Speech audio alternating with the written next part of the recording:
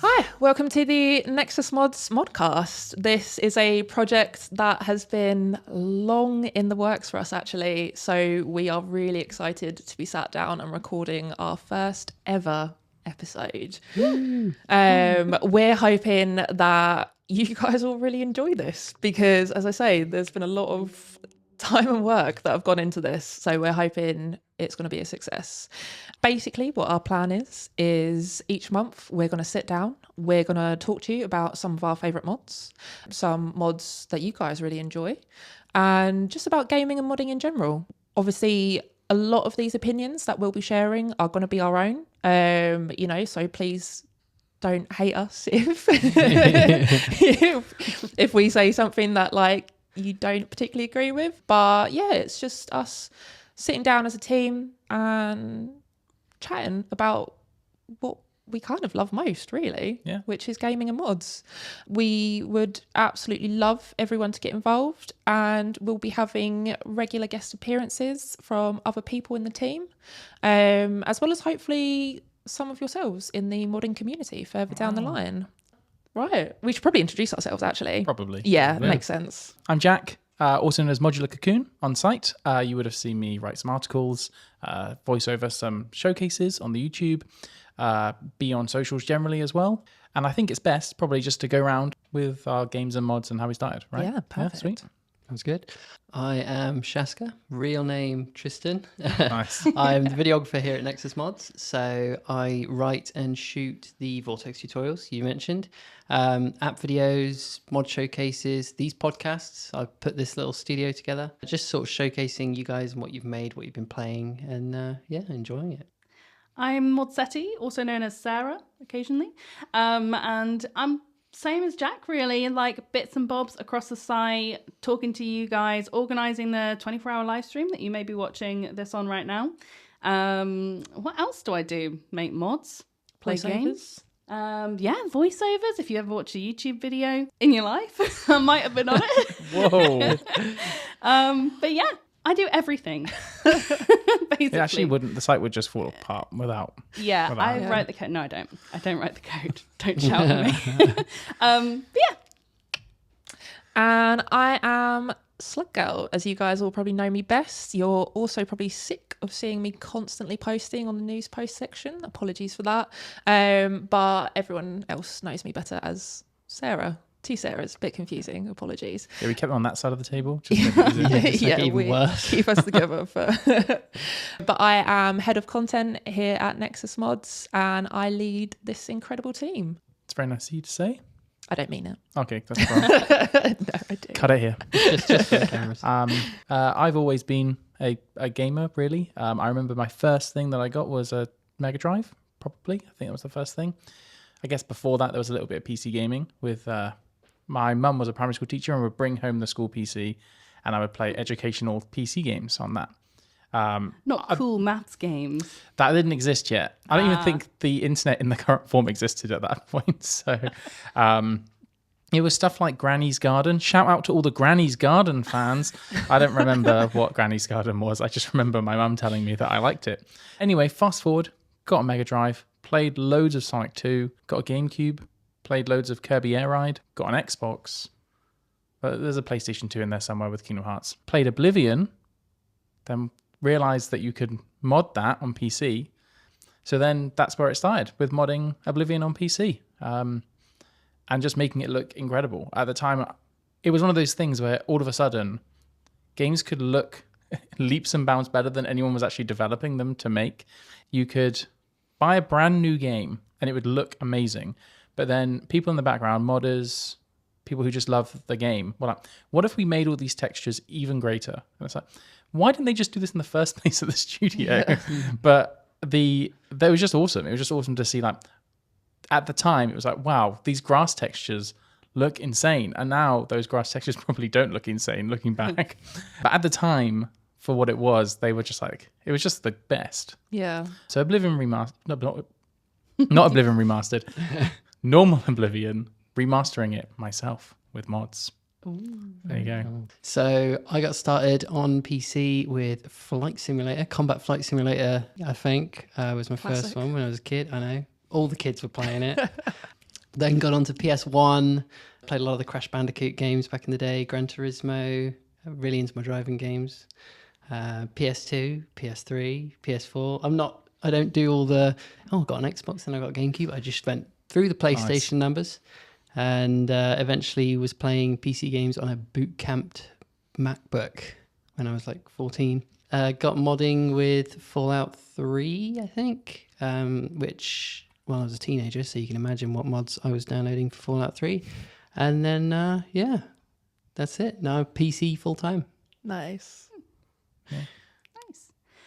Well, how did I start? Oh, Animal Crossing, Wild World, Nintendo DS, Cooking Mama, love it. Yeah. And then we had a bulky PC, Bratz Rock Angels, Oh my god, yeah.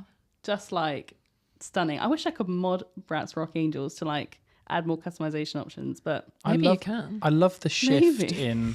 in game type here. Yeah. It was like, I don't know, it's like things like Oblivion, stuff like that, like proper like fantasy RPG, then Flight Sim, Yeah. and then Bratz Rock Angels. you It's just gotta like, represent. I love it. I love it. Covering all the genres. I absolutely love it, yeah. But then I found Nexus Mods through a friend who suggested it. He was actually a furry and was modding all the Khajiits.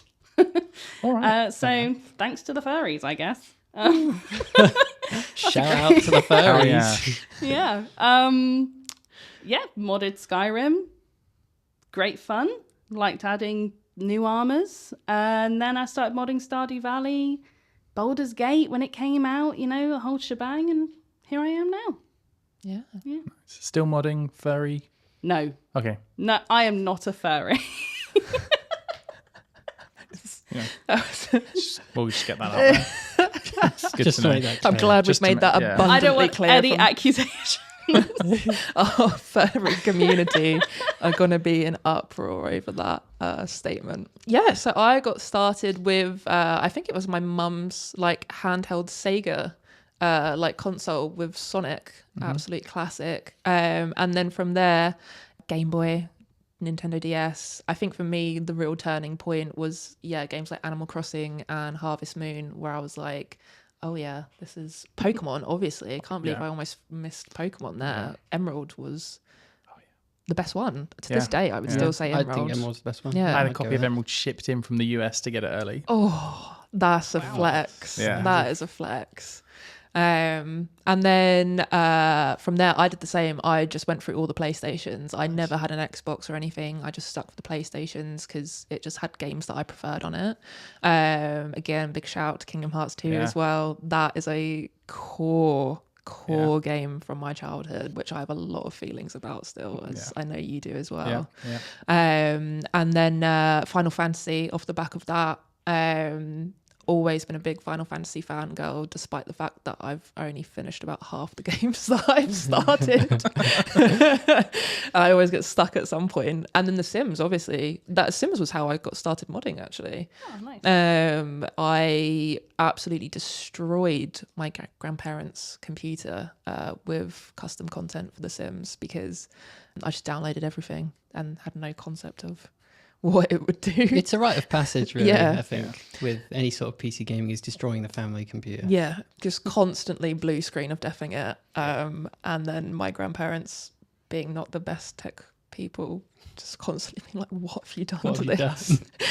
And then, that's how I got started making mods as well, actually. It was when I was at school and I was like making like custom hair colors and tattoos for my Sims and stuff. Didn't upload them anywhere because they were pretty rubbish, but it was good enough for my game. And then moved over a few years ago to PC gaming because I got with my partner who had a proper PC, like gaming PC, and then that just converted me, much to his dismay, as I fully took over that and just Destroyed that one as well. absolutely destroyed that one as well. The tradition continued. Yeah, but I got into modding on PC because, funnily enough, I was on YouTube and there was a modded Skyrim video that came up, and I was like, "Oh my god! Like, what? How does the game look like this? Like, what is that? Has there been some sort of like new update or like whatever?" And then he was like, "No, it's probably like mods. Like, if you check out Nexus Mods, they're probably all on there." And that was it. That was that. Skyrim was another one. Like, I know you're saying about like modding it for textures and stuff, but I remember when Skyrim dropped and I was playing it on PlayStation and I was like, holy shit, this is amazing. I was like, this is like real life. Yeah. I was so blown away by the graphics at the time. So it's mad to me now, like how good it looks with mods as well. One of the easiest ways to quickly see how a game can look incredible with mods and like rechange is just do it like a 4K texture change or some kind of like texture overhaul. It just changes it completely. It's just like now it feels like a re-release almost. It's insane. Yeah, it is. Now's probably a good time to move on to our first topic actually, which is the evolution of gaming and modding. Ooh. Well, I guess it started at the beginning, right? The first, I think a lot of people think that mods are sort of a new thing or only came about somewhat recently. But even if you go back to like the first games, really early shareware, it was always like, hey, I've got this floppy disk of Doom and then I've changed it so it's got a different level. And then I've sent that out to my friend. And then he's like copied it a whole bunch. And now we've sent this out. And that's how you got stuff like Quake and stuff off the back of it. Like, I think that it's really important. Like the cool thing about modding is it's actually like almost intrinsically tied to gaming. Like the essence of taking the game and changing it and developing it further as a user has always been there. It's just that now it's a bit more formalized and studios jump on it and more people are getting involved. But it's really, I think it's just something cool. And I see a lot of this when I speak to older members of our community. There's a guy called Wesp5 who is known for working on the Vampire the Masquerade Bloodlines. Oh yeah.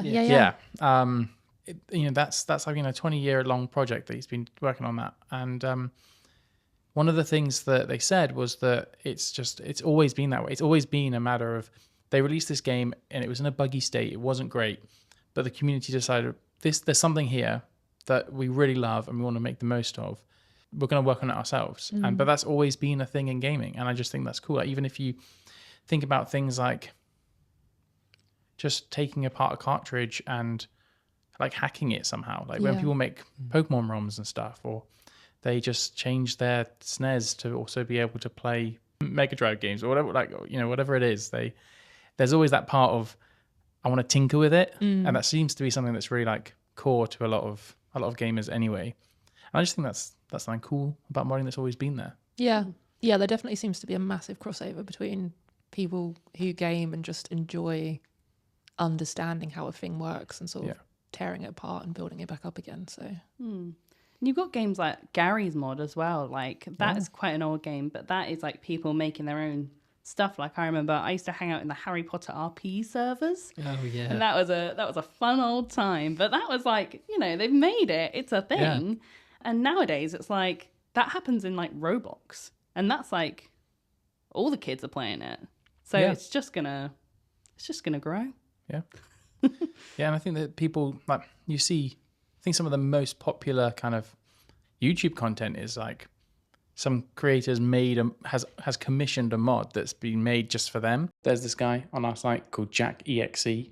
They made this mod, for example, that whenever they move in Cyberpunk, they lose money. And then the moment they run out of money, they die. And they made it because it's good content. Like, it's a funny YouTube video to be like, you lose $1 every time you move. How long can I survive? But then that mod is also available just to download on Nexus.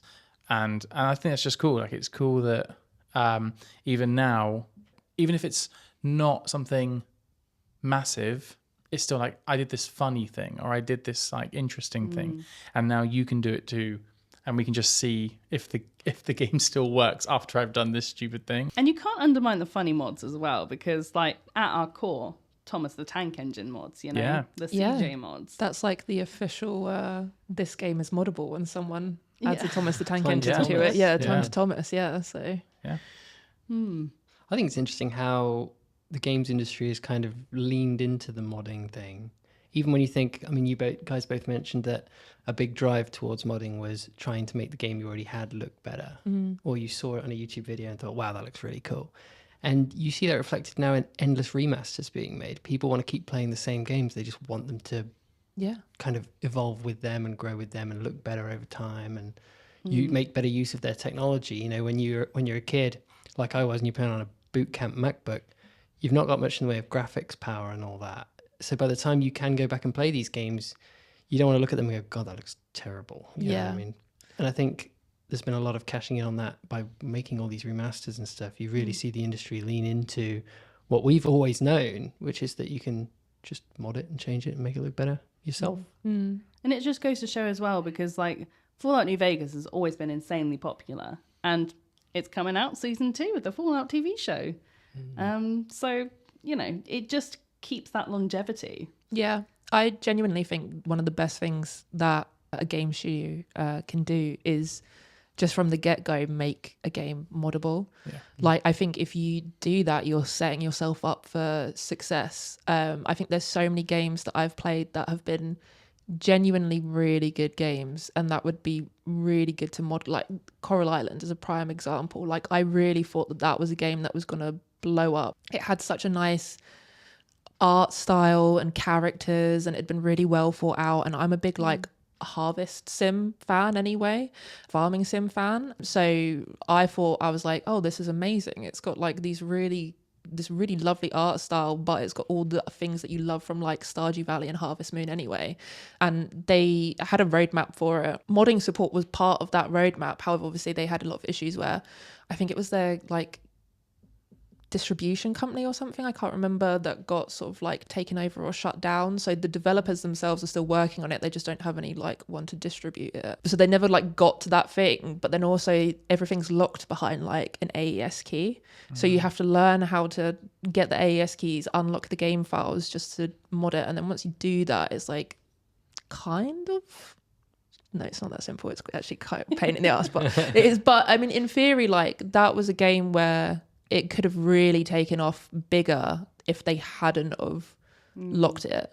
And like, you know, prime example is you've got games like Skyrim where they've actively, you know, Bethesda have actively like made things easier for modders. You've got like the creation kit and stuff like that, and 13 years now that's been going, and like it's our most popular game to download mods still to this day, and it will continue to be for at least a good few more years, I would say, until whenever number 6 finally drop number 6. You say that, I mean, even like Morrowind is still I mean, we just had the Morrowind modathon. Like, there are some studios that just really understand the value of this and care about it. I mean, you just mentioned about Coral Island. My partner's favorite game is Bear and Breakfast, which is a game where you play as a bear running a bed and breakfast. And I think it has one mod on Nexus Mods, and they've never had any modding support for it or anything, but the creator of the game and the head of the studio got very, very ill, so they've stopped development of the game, or at least slowed it down to a complete halt. But it's not finished, like the storyline isn't finished. And my partner is always like, why, like, not why did she get ill, that's really, but more like, you know, I wish that this still existed so that, you know, they were still working on it and stuff so that I could finish the story. But if it was moddable, you could have thousands of endings to that story, because you'd have loads of people making mods to finish it and add new content and loads of stuff. And I just think that more studios should jump on it. It just seems like if it was something that you had right at the start, you would never need to worry about not having enough content, because you just let the community make it, even if it was a small community. I think that's the thing, is modders are gamers, such a passionate group of people where, like, if they love something, they will, to an extent, obsessively work on it to make sure that they can still enjoy it and other people that enjoy it can still enjoy it as well. So yeah, like personally, the best thing I think you can do is make your game moddable from the get-go and make it easy to do as well. I think it helps with game preservation as well. This is something particularly for you. So there's someone out there called Oceanobi, and they are modding Kingdom Hearts 2 to be Kingdom Hearts 358 over 2 days. Because 358 over 2 days only came out on DS, and then when they did the remasters and the remakes, they just turned it into a movie. You can't play it anymore. It's just a movie. But they've taken all of the gameplay and all of the things, and are currently in the process of porting it into the Kingdom Hearts 2 engine as a mod, which is going to be insane. Like, it's a way to kind of preserve that game that, unless you have a DS, you can't play. And that's just really awesome. That is, I So I'm very excited about that in particular. Yeah. And also it's a proof that, modding helps with game preservation as well. Yeah. So. Yeah, 100%. Cool. Let's move on to everyone's favourite mods. All-time favourites, new favourites. What have you got? I think it's really difficult to pick just one. I was looking at my download history and I was like, is there one standout mod? No, there's not, because I enjoyed all of these together. So I've got some favourite mod authors like John Skyrim. I love John Skyrim's mods. I don't know if you've seen them. They're like beautiful like weapons and retextures. And they are just like, they're just so shiny. But they're, at the same time, they're not. They're rusty as well. Like, fit into universe really, really nicely. So I'll always be repping the John Skyrim mods, personally. Nice. Yeah. I think mine for Skyrim is JK Skyrim. The whole overhaul of all the buildings and places in Skyrim was just insane to me. Big fan of that. Also, got a shout out to Eleonora, who was just on before this on the stream. Actually, she makes some really nice houses as well. I love anything that sort of expands things out a bit more. Other than that, though, my all-time favorite at the moment is the CCXL for Cyberpunk. So you have the Archive XL and Tweak XL for Cyberpunk, and then it's built on those frameworks so that you can expand out the character customization even further. So what kind of stuff does it add? What doesn't it add? Oh, right. It's the got, character customization for Cyberpunk is already really good, so I don't know what they could have done. it's now like unlimited hair. So before, if you wanted to add new hair into the game, you would have to replace one of the existing hairs, right, whereas now you're just adding new ones in. So for me, my favorite part of any game is spending 5 hours creating my character, this is a massive win. But yeah, it expands out literally every section of the character creator in Cyberpunk. Hair, makeup, eyes, cyberware on the face as well, tattoos and things. It's really, really cool. So a big shout out to Mana Vortex and Island Dancer, who I believe were the ones that set the foundations for that up and worked on that project. Also, I know that Nutboy has done some of the documentation on the Wolfen Kit wiki as well. And CyberX, who obviously made the Archive XL and Tweak XL in the first place, wouldn't have been able to do that without him. So thank you guys. You have made all my dreams come true.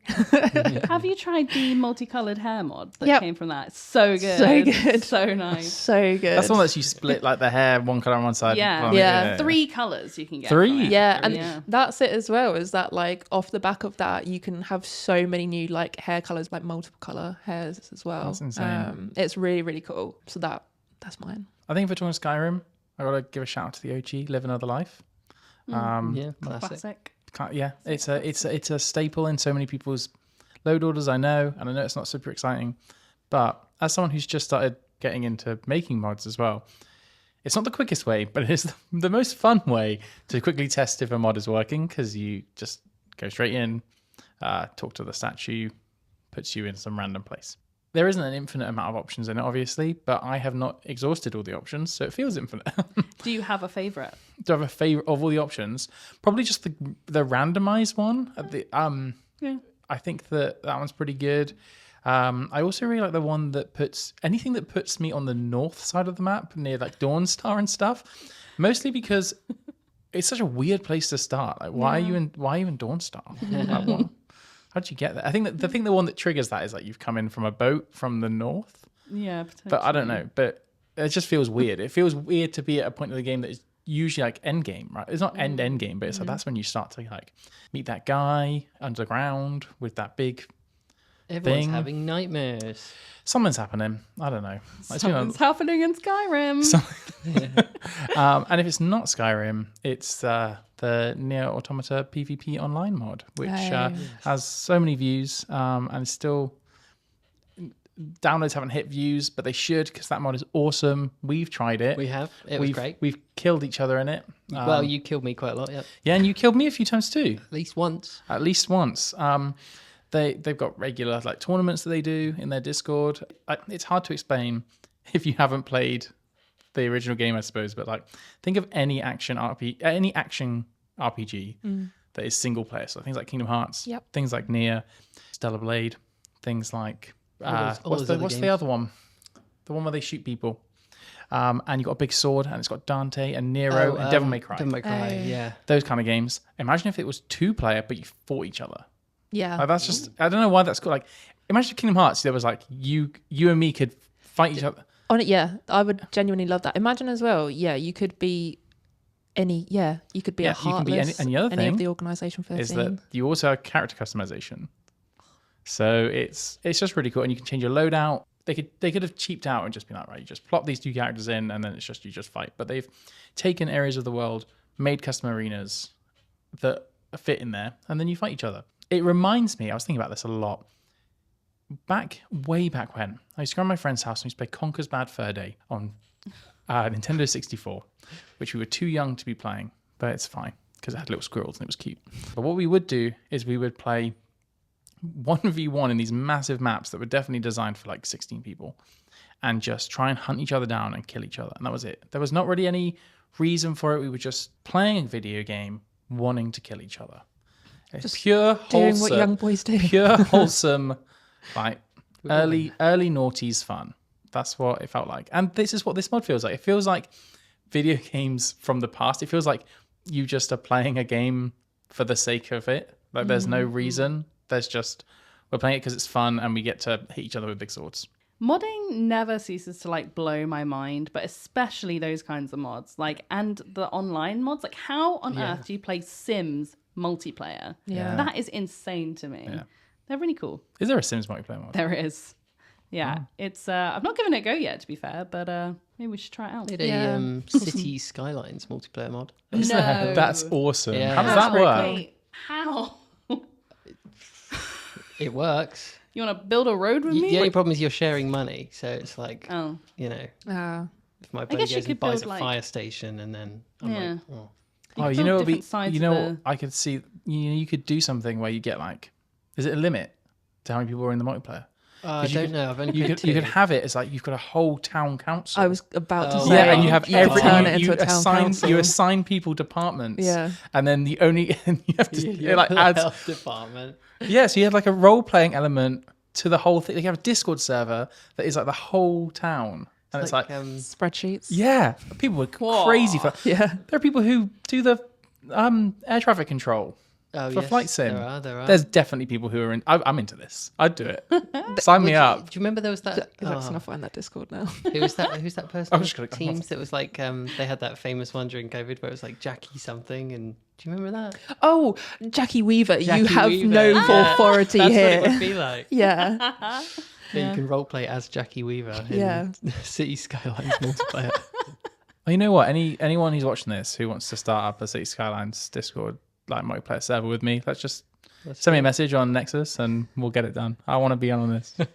Be on the council. Yeah, I want Yeah. to be on a council. I want to say we need to have a road here, and then be like, no, that's designated for residential. And I'm like, no, I'm team commercial. I know how seriously you'll take this, and then you'll come in the next day and you'll be there like head and hands at your desk. In a suit, but like disheveled, just Yeah. undone. You're like, oh, hard day on the council council. stressing me out. Finish my day job to go to my other job, Yeah. which is much more important to me, where I'm running an entire city.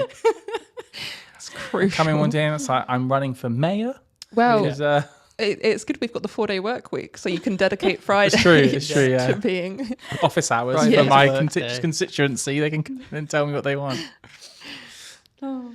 I'm into the visual stuff, hence the whole video thing. But so a lot of the mods that I like are just removing the HUD, things like that, making stuff look a little bit cooler. But aside from that, if I have to come up with a favorite mod, it is still the dismembering framework for Skyrim, which was my favorite mod last year, and it's my favorite mod this year because there is no easier way or better way to relax than to go home and smash the shit out of people in Skyrim. Yeah. Are we allowed to say shit? I just did. Yeah, we can. We It's can like be a girls bit been throwing them loosey. out. I was going to say I'm pretty sure I've been a bit loosey goosey with my language Yeah. so far. So Yeah, it's just really cool. And it's so customizable. You can chop people's hands off, arms off, heads off, legs off, feet off, everything.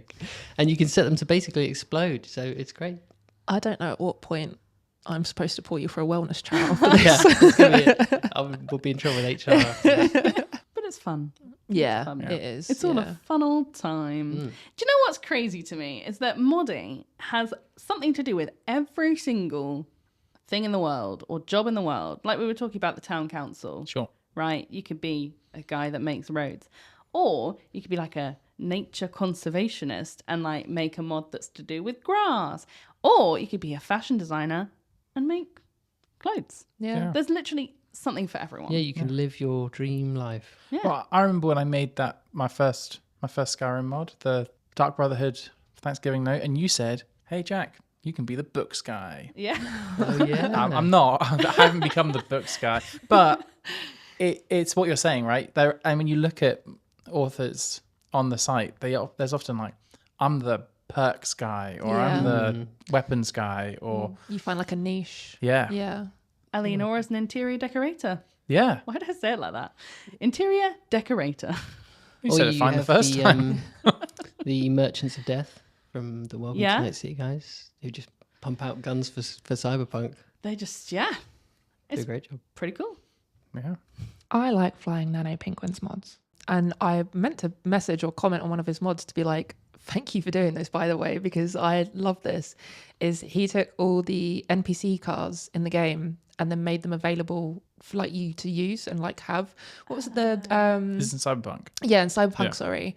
And he did it for the like virtual car dealership. So you could then buy them on the Nice. virtual car dealership. And I was like, why wasn't that a thing to begin Yeah. with? Like, thank you so much for doing that. So is it like GTA? Like you can just run up to someone and punch them and get their car? No, so you know you've got the virtual atelier on Cyberpunk, and you've got like all the normally it's like clothing stores, but there's one called which is like a car dealership, and then through that you just have all the pictures and you just scroll through the cars, and you can like pick what color as well. That is cool. But I mean, you've just said why wasn't that in the base game? But that's literally what CD Projekt Red thought when they released 2.0, right? Because it is 2.0 that they did it, where they added like a whole bunch of ideas and they got a mod lot of customization creators stuff on. went in. But there was like they added the monorail and stuff, which Well, that was a mod first. yeah, exactly that's what I'm saying. Yeah. Like there are ideas that modders come up with that even in the studio they don't think. And of. then they implement it. Or Yeah. the mods that let you hang out with your partner a bit more or your friends in the game a bit more. Yeah, because that Definitely again, added. again, that was something that someone did, and then they were like, "Oh, why didn't we do that?" Because that's one of my biggest complaints about Cyberpunk is I appreciate and I understand why content had to be cut, but I am always a fan of if you offer the ability to be in a relationship with someone. Just expand it out, please, because like don't offer me like a little, like a teaser, like you can like hug them and whatever, and then like that's it. You just like never hear from them again unless like you call them up and then they're like, "Why are you calling me?" I don't know. I like to really immerse myself in a game when I play it, and I like to not forget about my partner. The worst one's where you get like 3 date missions, and then if you try to call them, you get an answer phone or something. Yeah. It's just like that was it. That you've had the date missions. Yeah, you've had them. We fell in love, but no, I'm not going to answer your calls. So Busy now. There's a really cool mod that's just come out for Stardew Valley. That's called the Stardew Squad. That lets you recruit any NPCs to like do tasks with you. Like so, you can do like farm work, and stuff with them. So you could, in theory, bring along your partner, and you can like go to the mines and like slay monsters with them and stuff. And they're working on an expansion for that, which adds more dialogue. So it's a really cool way to flesh out having.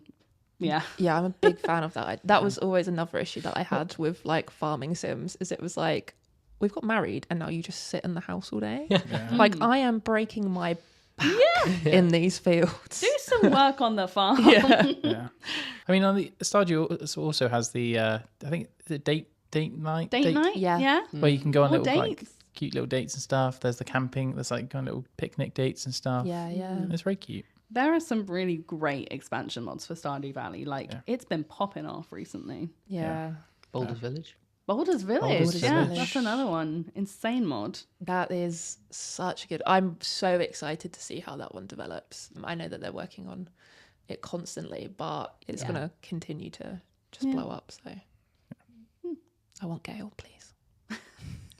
So yeah, we've got our third topic, which is modding culture. Sarah, Jack, Yeah. I know you guys have dabbled in making some mods since you guys have joined. So I also think we're pretty much, we're really on the front line of getting involved with the community and the culture of it. I mean, when we do our interviews, we get really lovely responses from people. Some of the people that we interview, I haven't really dived into the game itself, and it gives me an opportunity to do so and find out a bit more about the community. Like I haven't played loads of Fallout, but I interviewed a guy called Spady01 who has made this thing called the Rat Runner's Arsenal, where he's made all these different weapons and everything. And looking into it and finding out more and seeing not just the mods that he's made, but also the people who do like screen archery for his mods. It's really awesome. It's been a really nice excuse to find out more about it. And even in like the comments and stuff and the responses that we get, it's nice to hear how people really love modding and love their communities and what they're doing. And we've had an interview go out for Kingdom Hearts, which obviously you and I love. But seeing some of these comments, it's like, oh yeah, people really love this game. People really love Kingdom Hearts. Some guy talking about a tattoo he's got of Kingdom Hearts and how much it means to him and how he's so excited that like Kingdom Hearts is now moddable on PC and things. And when I've made 3 pretty stupid mods. The Thanksgiving Brotherhood one that makes spam come to your courier, and another one that I cannot even remember. Oh, makes the Nern root make stupid sounds. All of which are pretty much ways to make your game worse.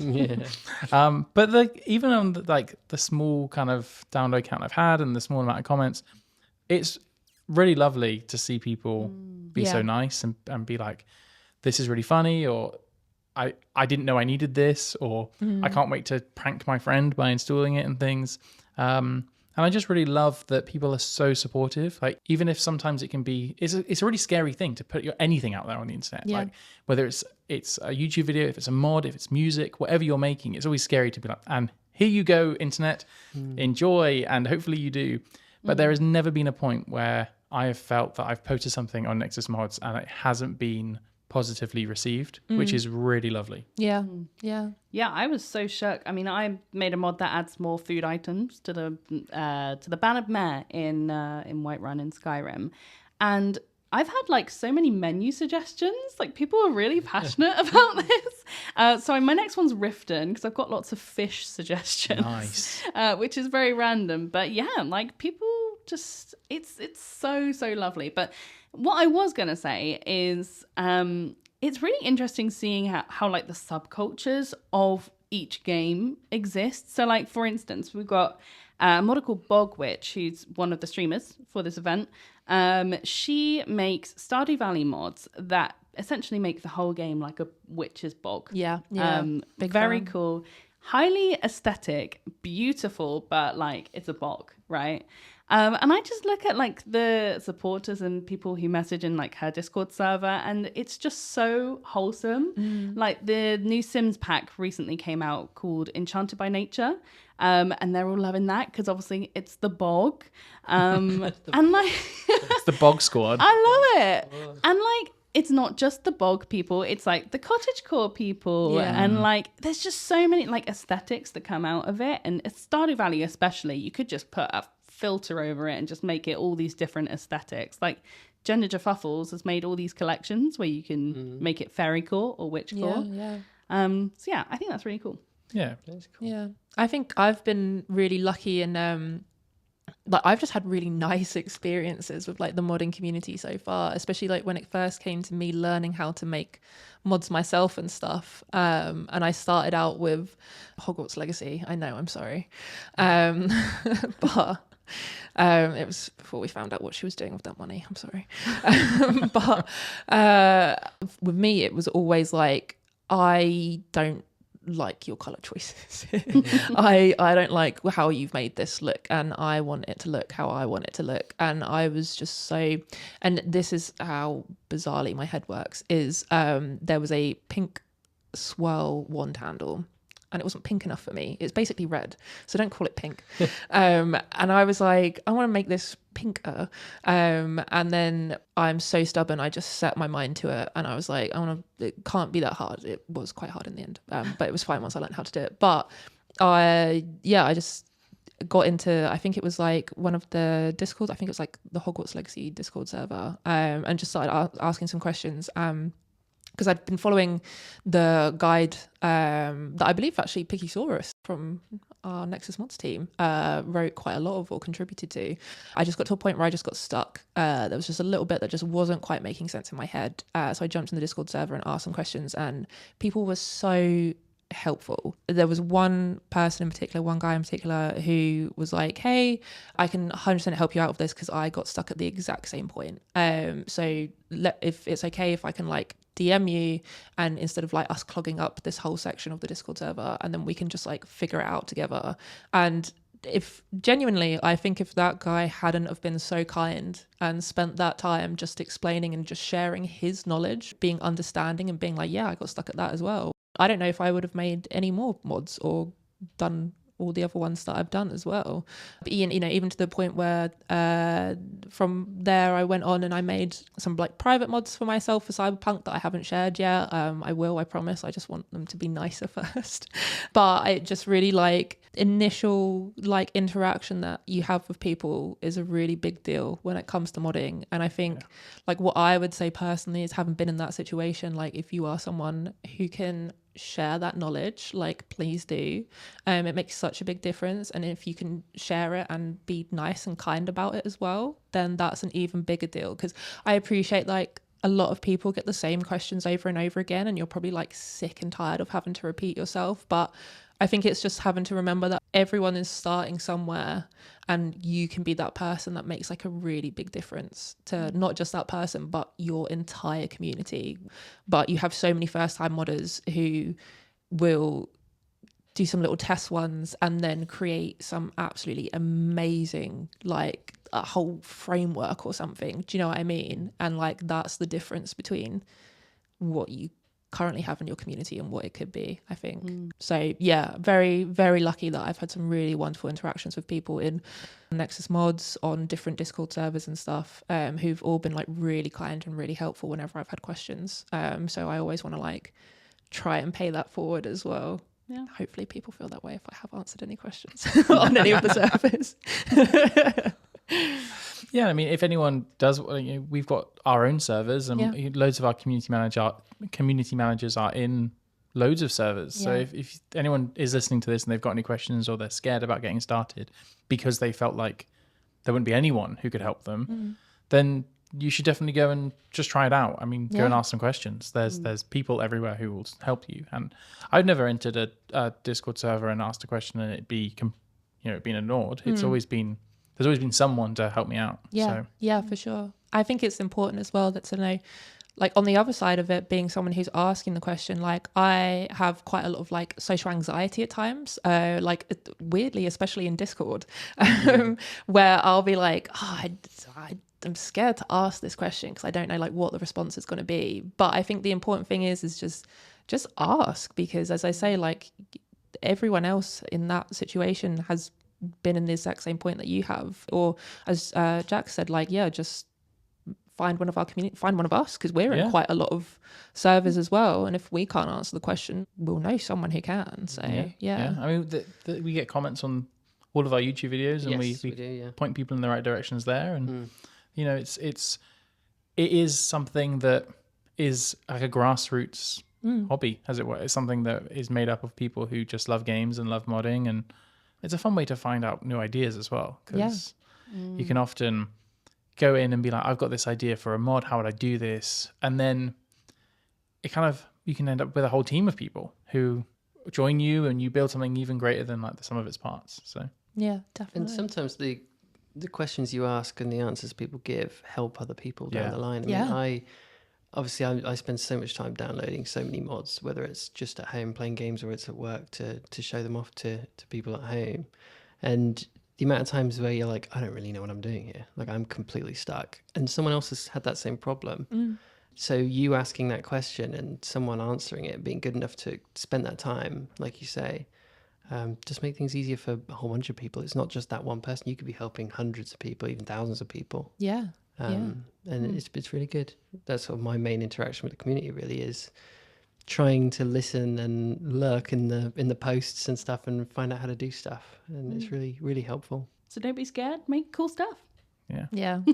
Obviously, with this being a new project for us, we would really love as much community involvement as possible. So what we would be so overjoyed about is if you could leave comments on our YouTube videos for these, on our socials, on Discord.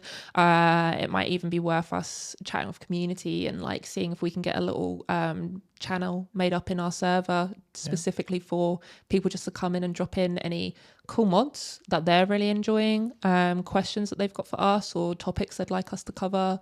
But as I say, like, we want to make sure that you will get a lot out of this as well. We don't want to be sat here talking about things that you're not interested in, and we want to make sure that we can spotlight people and give people credit, because there's so many mod authors, screen archers as well. I feel like screen archery gets overlooked a lot too. There's a wealth of knowledge there that ties into modding.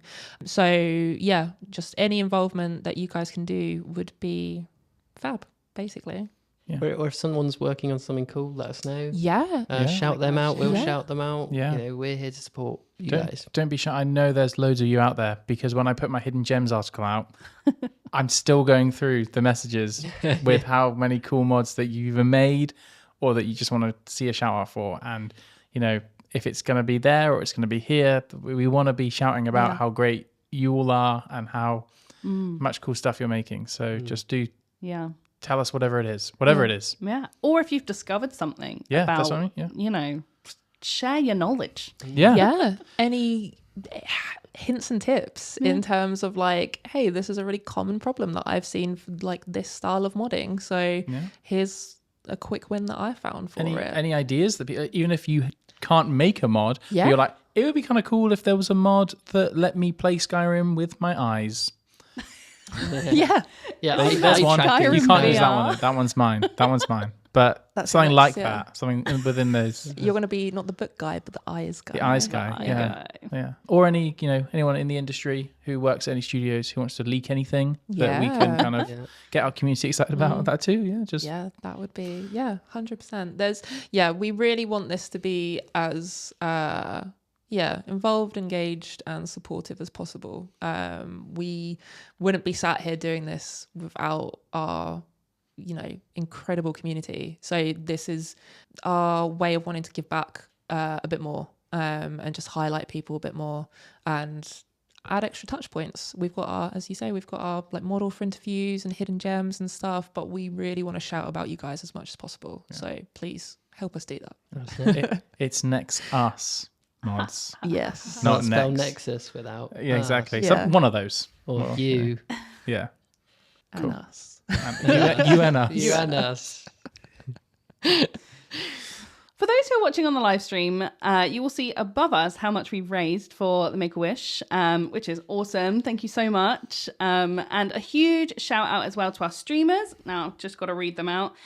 Zero Period Productions, Bogwitch, Eleonora, J Serpa, Sky King 2020, Veta Phoenix, Just One Year, Miss Arman, Dane, and Monkey Radio.